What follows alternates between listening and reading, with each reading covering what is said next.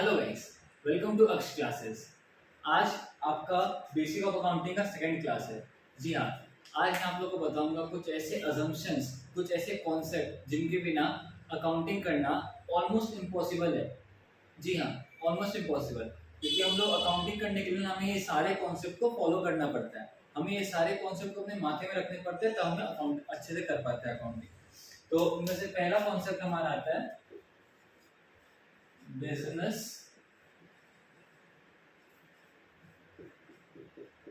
Entity concept. Business entity concept, business entity concept हमें क्या कहता है? बिजनेस एंटिटी कॉन्सेप्ट हमें कहता है ना कि जो बिजनेस होता है ना वो अपने मालिक से अलग होता है। क्या समझ में नहीं आया? मैं बता रहा हूँ। सपोज मैं हूँ अंबानी, मैं कौन हूँ? अंबानी, और मेरा बिजनेस क्या है? मैं रिलायंस इंडस्ट्री का मालिक हूँ, ठीक है। अब मैं अपने पर्सनल ट्रांजैक्शन क्या बिजनेस में डालूंगा? नहीं। बिजनेस के अपने एक ट्रांजैक्शन होते हैं और मेरे अपने कुछ ट्रांजैक्शन पर्सनल ट्रांजैक्शन होते हैं। मैं दोनों को अलग अलग जगह रिकॉर्ड करता हूँ। बिजनेस के सारे ट्रांजैक्शन बिजनेस में रिकॉर्ड होते हैं। तो बेसिकली बिजनेस एंटिटी कॉन्सेप्ट ये कहता है कि बिजनेस खुद में एक अलग इंसान है। उसके जितने भी खर्चे, जितने भी इनकम होते हैं, सबको एक जगह रिकॉर्ड करनी चाहिए, और जो मालिक के अपने पर्सनल होता है उसको एक जगह रिकॉर्ड करनी चाहिए। तो मैं यहाँ लिख देता हूँ,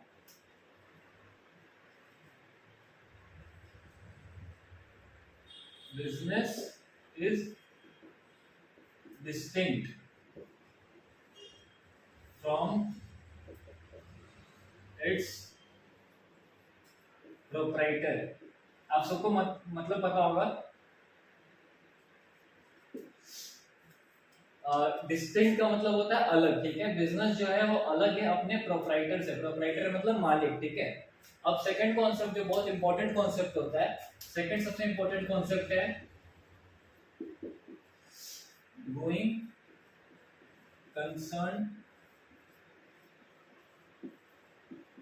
कॉन्सेप्ट। गोइंग कंसर्न कॉन्सेप्ट मतलब क्या होता है ना कि बिजनेस का कोई अंत नहीं है। आप जितना चाहो उतना बिजनेस बढ़ा सकते हो, और बिजनेस का कोई अंत नहीं होता है। आपने वो गाना सुना होगा ना, life goes on and on and on. जी हाँ, बिल्कुल वैसे ही ना। इससे मतलब ये जो कॉन्सेप्ट है ना, मैं आपको वैसे समझाता हूँ। Business goes on and on and on, मतलब उसका कोई अंत नहीं है। उसको आप जितना बढ़ाओगे उतना वो बढ़ता रहेगा, ठीक है। तो ये बेसिकली गोइंग कंसर्न कॉन्सेप्ट हमें यही कहता है कि बिजनेस का कोई अंत नहीं होता, उसको बहुत ही आगे तक बढ़ाया जा सकता है। थर्ड बहुत ही इंपॉर्टेंट कॉन्सेप्ट वो होता है आपका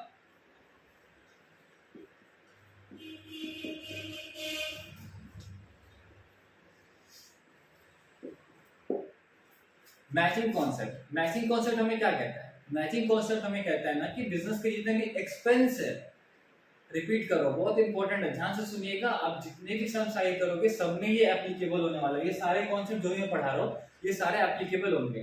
तो मैचिंग कॉन्सेप्ट क्या कहता है? मैचिंग कॉन्सेप्ट हमें कहता है कि जितने भी एक्सपेंस है और जितने भी इनकम है, यानी जितने भी एक्सपेंस है और जितने भी इनकम है, दोनों को अलग अलग साइड रिकॉर्ड करो, बट दोनों इक्वल होने चाहिए। मतलब समझा नहीं गया? मतलब दोनों साइड इक्वल होना चाहिए। मतलब आपने जितने एक्सपेंस किए ना, आपने हूबहू उतने इनकम किए होंगे। जो एक्स्ट्रा बैलेंस बचता है ना, वो या तो प्रॉफिट होता है या तो लॉस होता है। तो मैचिंग कॉन्सेप्ट ये कहता है कि हमें हमेशा दोनों को इक्वल करके रखना चाहिए, ठीक है। Expense side should be equal to income. मैं इसको बेसिकली बोलूं तो debit should be equal to credit. यही कहता है, मतलब मैचिंग कॉन्सेप्ट में क्या कहता है कि डेबिट साइड हमेशा इक्वल होना चाहिए क्रेडिट साइड का, ठीक है। अब मैं थोड़ा रब कर रहा हूँ, प्लीज स्क्रीनशॉट लेना, मेरे पास जगह नहीं है, तो मैं यहाँ से रब करके आप लोगों को आगे लिख कर दिखाता हूँ। आगे कुछ कॉन्सेप्ट एक्सप्लेन करता हूँ, ठीक है।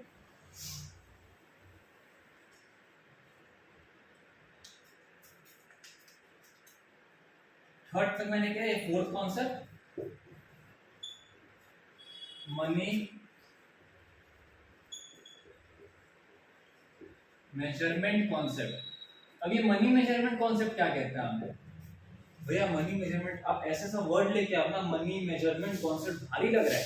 हल्का है बेटा, हल्का है। ध्यान से सुन के सोच के देखो, मनी मेजरमेंट, मनी को मेजर करने वाला कॉन्सेप्ट। मतलब हमें यही इतना ही बस कहता है ये कॉन्सेप्ट कि जितने भी मनी रिलेटेड ट्रांजैक्शन है ना, सिर्फ वही रिकॉर्ड करना। अच्छा हाँ भाई, अकाउंट्स कर रहे हैं ना, तो हिसाब जो लेन देन है वो तो पैसे का होगा, तो जितना पैसे के रिलेटेड का जितना ट्रांजैक्शन होगा ना, बस हम लोग बुक्स ऑफ अकाउंट में वही रिकॉर्ड करते हैं और कुछ रिकॉर्ड नहीं करना है। अब सपोज राम और श्याम में कुछ ट्रांजैक्शन हुआ कि वो उससे अपना फोन देगा और वो अपना कुछ कुछ और सर मतलब प्रोडक्ट देगा, जैसे वो अपना फोन दे रहा है, अपना लैपटॉप दे रहा है। आई नो प्रैक्टिकली ये होगा नहीं कभी कि आप कोई फोन दे रहा आप लैपटॉप दोगे, बट एग्जाम्पल के लिए सोच लो कि राम आपको फोन देगा और आप अपना लैपटॉप उसको दोगे, तो बिजनेस में आपको रिकॉर्ड थोड़ी करोगे कि आपने गुड्स दिया गुड्स लिया, वो तो नहीं होगा ना। इसलिए ये मनी मेजरमेंट कॉन्सेप्ट बोलते हैं कि सिर्फ पैसे का लेन देन जिन जिन ट्रांजैक्शन में हुआ है ना, वो सारे ट्रांजैक्शन सिर्फ रिकॉर्ड किए जाएंगे। ओनली मनी रिलेटेड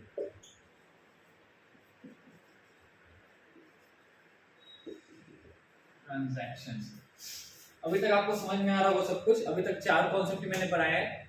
बहुत स्लो जा रहा हो ताकि आपको सब कुछ समझ में आए। स्लो जाऊंगा बट हाँ कोई दिक्कत नहीं आएगी, इसकी गारंटी है। अगर इन फ्यूचर आपको दिक्कत भी आ रही है ना, तो मैं इस वीडियो के डिस्क्रिप्शन में आपको एक ईमेल आईडी दे दूंगा। आपको कुछ भी डाउट हो रहा है इस वीडियो से रिलेटेड, आप प्लीज उस ईमेल पे जाओ, मुझे वहां बताओ, या फिर आप सीधा इस वीडियो पे कमेंट भी कर सकते हो कि भैया मुझे ये प्रॉब्लम हो रहा है, मैं आपको डायरेक्ट कांटेक्ट करूंगा और आपका वो प्रॉब्लम सॉल्व कर दूंगा। नेक्स्ट कॉन्सेप्ट में आता है 5th number concept, accrual concept. ये क्या है? अक्रूवल कॉन्सेप्ट क्या है? बिजनेस आप कर रहे हो तो ना, आपको कैश का मतलब पैसे से रिलेटेड ट्रांजैक्शन तो रिकॉर्ड करना है। अब आप सोच के देखो, पैसे तो ऐसे भी होते हैं ना, कितना बार कि ये पैसे आपको आज मिल जाए और कुछ पैसे कल भी मिलने वाले हैं, या कुछ महीने बाद मिलेंगे, या कुछ साल बाद मिलेंगे। तो ये जो कॉन्सेप्ट है ना एक्रूवल कॉन्सेप्ट, बस इतना ही कहता है हमें कि एक्रूवल कॉन्सेप्ट इतना ही कहता है कि हमें हमेशा जब हम बिजनेस का अकाउंटिंग करें तो हमें हमेशा ये सोचना पड़ेगा कि हम रिकॉर्डिंग करेंगे तो बोथ कैश के भी और क्रेडिट ट्रांजैक्शन, जितने भी पैसे के कैश और क्रेडिट ट्रांजैक्शन है सबको रिकॉर्ड करना है। मतलब मैं अगर बेसिकली बोलूं तो बोथ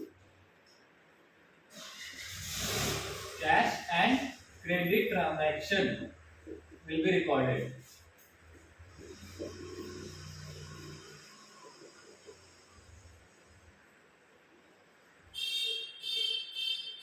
इसी से एक और टर्म निकल के आता है एक्रूवल कॉन्सेप्ट से, accrual basis of accounting.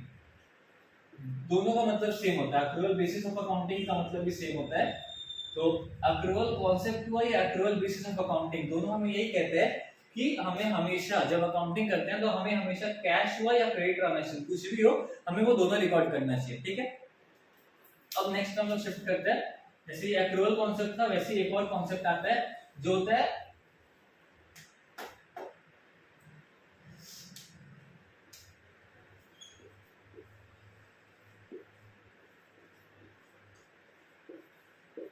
Cash concept. Cash concept of accounting या cash basis of accounting. Cash basis of accounting ये कहता है ना कि हमें सिर्फ और सिर्फ कैश ट्रांजैक्शन रिकॉर्ड करना है। ये बेसिकली और कुछ नहीं है, बस एक तरीका है। मतलब कौन कौन से कंपनी क्या क्या फॉलो करते हैं। कुछ कंपनी अप्रूवल बेसिस भी फॉलो करती है, अप्रूवल कॉन्सेप्ट फॉलो करती है, कुछ कंपनी कैश कॉन्सेप्ट यानी कैश बेसिस फॉलो करती है। तो जो कैश बेसिस फॉलो करती है वो सिर्फ और सिर्फ कैश ट्रांजैक्शंस रिकॉर्ड करती है, वो अपने क्रेडिट ट्रांजैक्शंस पे ध्यान नहीं देती। और जो कंपनी अप्रूवल कॉन्सेप्ट यूज करती है वो अपने कैश और क्रेडिट दोनों पे ध्यान देती है। ठीक है, वो दोनों रिकॉर्ड करती है। और इन्हीं के साथ एक और नया कॉन्सेप्ट निकल के आता है। आप इसका तो लिख ही लोगे ना कि only cash transaction are recorded. ठीक है, अब इन दोनों को अगर हम मिला देना, अप्रूवल कॉन्सेप्ट और कैश कॉन्सेप्ट, इन दोनों को मिला देना तो एक नया कॉन्सेप्ट बन के निकल के आता है जिसको हम बोलते हैं हाइब्रिड बेसिस ऑफ अकाउंटिंग।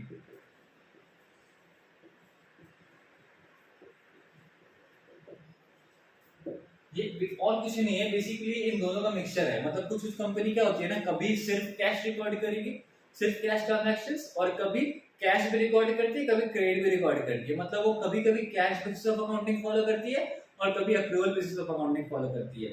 तो वो उन्हीं कंपनीज को basically hybrid basis of accounting मतलब फॉलो कर रही है, मतलब दोनों मिला के फॉलो करती है वो। ठीक है भैया, भारी हो रहा है, शांत सांस लो।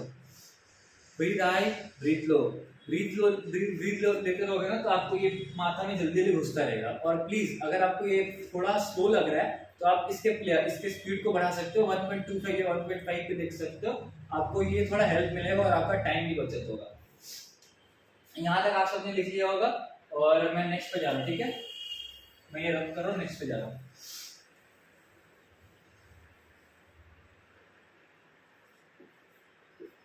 नेक्स्ट कॉन्सेप्ट जो बहुत इंपॉर्टेंट कॉन्सेप्ट है,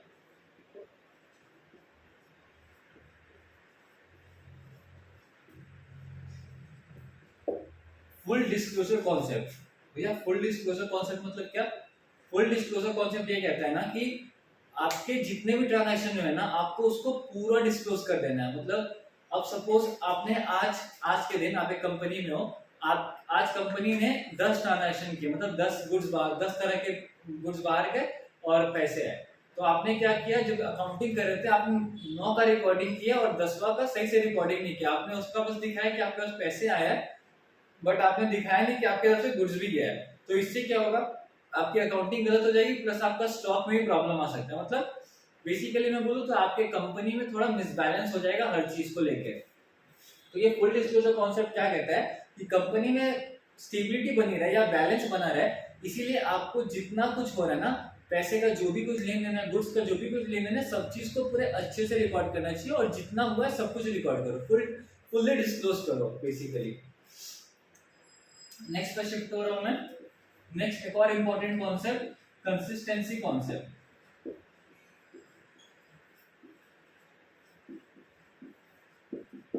कंसिस्टेंसी कॉन्सेप्ट क्या कहता है कि अगर एक कंपनी ने एक particular basis of accounting follow कर रखी है, जैसे अगर एक कंपनी ने कैश बेसिस फॉलो करके रखे हैं ना, तो उसे कंसिस्टेंटली उसको वो फॉलो करना पड़ेगा ताकि कुछ अच्छे रिजल्ट आए। अब आप सोच के देखो, आपने अगर मेरा लेक्चर देखने स्टार्ट किया है तो आपको मेरे लेक्चर्स कुछ दिन तक देखने पड़ेंगे, तभी आपको समझ में आएगा कि आपके रिजल्ट सही आ रहे कि नहीं। अब आप एक जैसे आप मेरे बेसिस ऑफ अकाउंटिंग के पहले लेक्चर को देखते हो, आप पहला मेरे से पढ़ रहे हो, दूसरा पार्ट जो ये वाला पार्ट है आप किसी और से पढ़ रहे हो, तीसरा किसी और से पढ़ रहे हो, तो आप at the end of the day ये बोल ही नहीं पाओगे कौन से टीचर ने कितना अच्छा पढ़ाया। तो आपको अगर देखना है कि कौन सा कॉन्सेप्ट आपके मतलब कौन सा बेसिस ऑफ अकाउंटिंग आपकी कंपनी के लिए ठीक है, उसके लिए आपको एक पर्टिकुलर कॉन्सेप्ट को फॉलो करके रखना पड़ेगा कुछ दिन तक के लिए, कंसिस्टेंटली फॉलो करो, तब जाके आपका रिजल्ट आपको समझ में आएगा कि आपका ये पर्टिकुलर कॉन्सेप्ट फॉलो करने से रिजल्ट ये आया है कि नहीं, सही हो रहा है कि नहीं। इसीलिए कहता है ये कॉन्सेप्ट, मतलब कंसिस्टेंसी कॉन्सेप्ट बोलता है कि आपको अगर आप कंपनी में हो, आप कुछ भी फॉलो कर रहे हो तो उसको कुछ दिन तक अच्छे से फॉलो करके रखो, उसको बदलो मत। एक और इम्पोर्टेंट कॉन्सेप्ट, इसके लिए मैं थोड़ा स्पेस लेना चाहूंगा तो मैं यहाँ नहीं, यहाँ लिख रहा हूँ।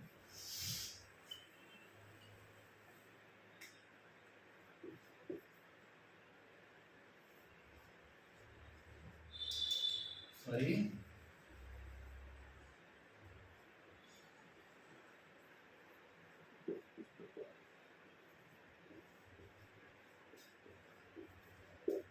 Conservatism concept. Conservatism concept is a very much important concept जो कि आपको स्टार्टिंग से लेके एंड तक, आपको जब तक अकाउंटिंग करना है, आप चाहे जवान हो चाहे मतलब बूढ़े हो जाओ, इवन आपके प्रैक्टिकल लाइफ में भी इसका बहुत ही ज्यादा इम्प्लीकेशन है। कैसे मैं बता दूं, कंजर्वेटिज्म कॉन्सेप्ट आपको बताता है ना कि अगर आपको फ्यूचर में लॉस होने वाला है उसको आप आज रिकॉर्ड कर लो, ठीक है, और अगर आपको फ्यूचर में प्रॉफिट होने वाला है उसको आज रिकॉर्ड मत करना। समझ में नहीं आ रही है, समझा दो। सोचो आपको आज से 10 दिन बाद कुछ लॉस होने वाला है, ठीक है, कुछ भारी नुकसान होने वाला है जो आपको पता है। सपोज एक डेटर है, जो मैंने आपको कल समझाया डेटर का मतलब, तो एक आदमी है जिससे मुझे पैसे मिलने वाले हैं, तो मुझे ऐसा लग रहा है ना कि डाउटफुल है कि मेरे को पैसे देगा नहीं, तो मैं क्या करूंगा ना, उसको आज ही अपने अकाउंट्स में रिकॉर्ड कर लूंगा। क्या होता है ना उससे कि आपका अकाउंट क्लीन दिखता है कि आपको जितने लॉस होने वाले हैं वो सारे हो के आपके पास कितना पैसा बच रहा है हाथ में, ताकि आप मतलब अगर कोई जेन्युइन इंसान हो तो वो यही करेगा ना। अब प्रॉफिट मिलने वाला है, प्रॉफिट का तो कोई ठीक नहीं है, उससे अगर आप अपना पैसा बढ़ा दोगे, आपको कम करना होता है ना, जैसे आपने अपने इनकम को मतलब लॉस दिखा दिया पहले, तो आपके माथा में रहता है, आपके दिमाग में रहता है कि चलो इतना लॉस हो चुका है, मुझे और इतना रिकवर करना पड़ेगा। सपोज ये मेरा लेवल था, मेरे को ये लेवल गिर चुका है, मेरे को तो इतना और रिकवर करना पड़ेगा, ये मेरे माथा में रह जाता है ना। अब मैं क्या करूंगा ना, अगर मैं इस कॉन्सेप्ट को फॉलो नहीं किया और मेरा लेवल ये था, मेरे को फ्यूचर प्रॉफिट होने वाला है, मैंने एक बेट लगा दिया गेम में और मुझे गेम से फायदा हुआ भी नहीं है, मैंने बेट लगा के मैंने एज्यूम कर लिया कि मेरे को प्रॉफिट इतना होगा और मैंने प्रॉफिट के बेसिस पे कुछ और खर्चे ले लिए, एक्स्ट्रा खर्चे, एक्सपेंसेस ले लिए, तो उससे क्या हुआ, मैंने एक्सपेंसेस तो ले लिए और अगर ये प्रॉफिट हुआ ही नहीं तो ये एक्स्ट्रा खर्चा हो जाएगा, मतलब मेरे को डबल लॉस हो रहा है। इसीलिए कंजर्वेटिज्म कॉन्सेप्ट बोलता है ना कि आपको जितना फ्यूचर लॉस होने वाला है आप अभी रिकॉर्ड कर लो, बट प्रॉफिट होगा ना उसको आप पहले रिकॉर्ड मत करना, ठीक है। चलो ये भी समझ लिया हमने। तो ये थे कुछ बहुत ही इंपॉर्टेंट अजम्पशंस और कुछ ऐसे कॉन्सेप्ट जिनके बिना अकाउंटिंग करना बहुत ही, मतलब मैं मुश्किल तो नहीं बोलूंगा, इम्पॉसिबल हो जाता है, मुश्किल नहीं सीधा इम्पॉसिबल, क्योंकि आपको इसका नॉलेज होना जरूरी है, ठीक है। अच्छा, इसके साथ एक और कॉन्सेप्ट आता है, मैं आपको बोलना भूल गया, कंजर्वेटिज्म कॉन्सेप्ट का एक दूसरा नाम ना प्रूडेंस कॉन्सेप्ट भी होता है। प्रूडेंस कॉन्सेप्ट ये बेसिकली ये बोलता है कि जब हमारे पास क्लोजिंग स्टॉक दिया रहता है ना, जैसे हमें स्टॉक का वैल्यू खोजना है,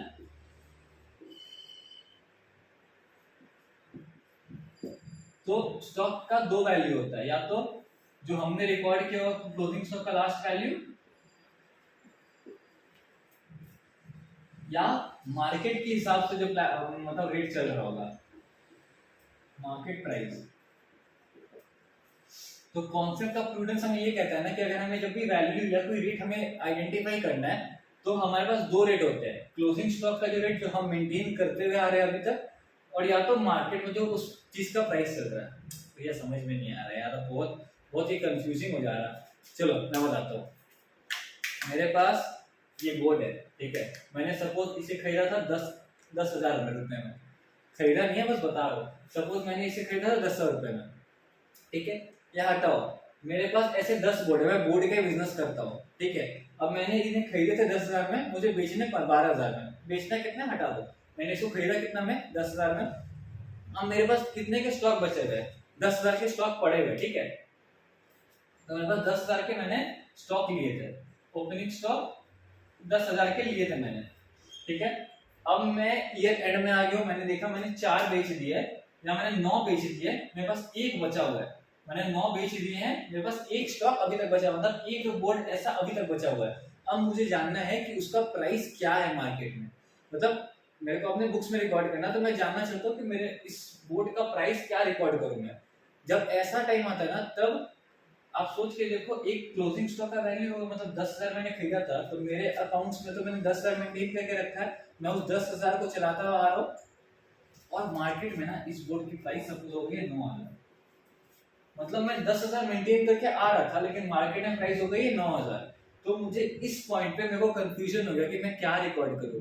तब मुझे प्रूडेंस कॉन्सेप्ट बोलता है कि जब भी ऐसा कुछ सिचुएशन है कि आपको स्टॉक का वैल्यू डिटरमाइन करना है और आपके पास एक क्लोजिंग स्टॉक का वैल्यू जो आपके पास आप मेंटेन करके आ रहे हो और एक मार्केट का प्राइस दिया हुआ है, तो आप इन दोनों में से जो भी लोअर होगा उसको लोगे। तो मैं अपने सिचुएशन में क्या लेता, मार्केट प्राइस को अपना वैल्यू लेता, ठीक है। टेंशन की बात नहीं, अगर आपको ये समझ में आ गया तो बहुत बढ़िया, अगर नहीं आया आप कमेंट करके मेरे को बताना, या मेरे मेल पे मैं आपको मेल आईडी दे दूंगा डिस्क्रिप्शन में, आप उस पर मुझे बताना कि भैया मुझे ये समझ में नहीं आया, मैं आपको ये पर्सनली समझा सकता हूँ, मैं उसको अच्छे से आपके साथ डील कर सकता हूँ, डोंट वरी। बट अगर फिर भी आपको ये समझ में नहीं आया, तो ये जब हम क्वेश्चन करेंगे ना, क्वेश्चन में ये आते रहेगा बार बार, तो मैं आपको दिखाऊंगा कि मैंने ये पढ़ाया था आपको और अब ये क्वेश्चन यहाँ पे आया है, तब मैं कैसे इसका लोअर लेके मार्केट वैल्यू या कोई भी जो लोअर है उसको ले रहा हूँ, ठीक है। और आप टेंशन मत लेना, अगर आपको ये भी समझ में भी नहीं आया है, तो जैसे जैसे क्वेश्चन आएगा ना, मैं सारे क्वेश्चन में इन सब कॉन्सेप्ट्स का इम्प्लीकेशन आप लोग को दिखाते रहूंगा, ठीक है। चलो बहुत बढ़िया, आज की क्लास में इतने रख रहा हूँ, हमने बहुत भारी चीज सीखा है, और मेरे सारे क्लासेस छोटे छोटे क्लासेस ही रहेंगे, ताकि आपका ज्यादा टाइम वेस्ट ना हो और आप ज्यादा सीख सको। आप देख रहे हो मैं लिखा नहीं रहा हूँ, मैं यहाँ डेफिनेशन आपको लिखने के लिए नहीं बैठा हूँ, मैं आप लोगों को समझाने आया हूँ। लिखा हुआ आपको कहीं मिल जाएगा, आप गूगल करोगे या आपके पास बुक होगी तो आपको वहां मिल जाएगा, आप चाहे 11 के हो 12 के हो, CA CMA foundation, CS foundation, आप जहां भी अकाउंट्स पढ़ रहे हो, बीकॉम में भी पढ़ रहे हो ना, तो अगर आपको इन सारे कॉन्सेप्ट के बारे में नहीं पता तो आपको प्रॉब्लम अराउज होगी। और ये सारे कॉन्सेप्ट का डेफिनेशन आप सबके बुक में मिलेगा। जी हाँ, चैप्टर 1 बहुत लोग खोल के भी नहीं देखते, उसमें मिलता है। तो ये सारे चीज का डेफिनेशन आपको वहां मिलेगा। मैं आपको डेफिनेशन लिखवाने नहीं बैठा हूँ, मैं आपको यहाँ पे सब कुछ एक्सप्लेन करूंगा एक ऐसे तरीके से, एक ऐसे लैंग्वेज में जो कि आपके लिए इजी हो, और आपको मतलब ऐसा पढ़ा दूं कि आप अगर अपने फ्रेंड को पढ़ाओ तो आप भी पढ़ा सकते हो। जी हाँ, तो आज की क्लास में इतना ही रख रहा हूँ। प्लीज आप अपने सारे दोस्तों तक इस क्लासेस को शेयर करो, लाइक करो और सब्सक्राइब करो, और प्लीज उस छोटे बेल आइकन को दबा देना, ताकि मैं जितने भी वीडियोस डालूं उससे आपको अपडेट मिलता रहे कि आज मैंने वीडियो डाला है। और अपना ख्याल रखो, सबका ख्याल रखो। Thank you.